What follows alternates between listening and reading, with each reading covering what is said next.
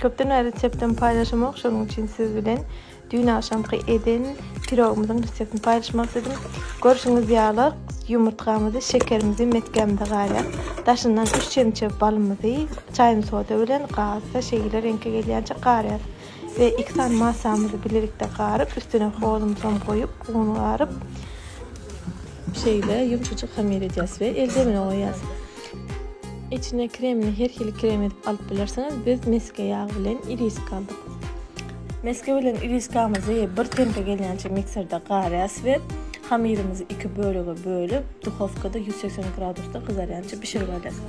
Taýin pirogumyzyň hamirlerini bir formaga getirip kesip çykýas isteňize göre we karalardan alan gyryndyklaryny oňurdup hamirimizin üstüne seperýäri, oňurjak edýäs.